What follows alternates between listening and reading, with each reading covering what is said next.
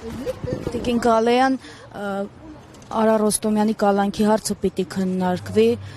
Բագրատ Սրբազանի պարագայում արդեն ըստ էության պարզ է ելքը հաշվի առնելով, թե ով է դատավորը, Մասիս Մելքոնյանը, ով նաև պարոն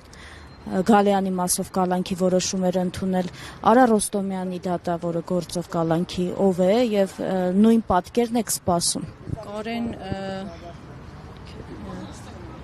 դատավորի անունը Ֆարխոյան, հա, Կարեն Ֆարխոյանն է, Կարեն Ֆարխոյանը, եթե չեմ սխալվում, մեր ծնողներից Արմենի սեպտեմբերի 21-ի գործով Արմենի կալանք տվող, Արմեն Գալստյանին կալանք տվող դատավորն է, ըստ իս սպասում եմ էլի նույն արդյունքը, ոնց որ Մասիս Մելքոնյանը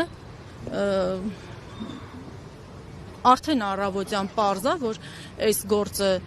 սարքված է, որպեսզի կալանավորեն, այլ որոշում չեմ էլ սպասում։ Տեսեք, փորձում են զոհված զինծառայողի հորը Ահաբեկչի պիտակ կպցնել, այս առումով ինչ կարող եք ասել, այսինքն քիչ ցավ են մարդիկ տեսել հիմա կրկին այս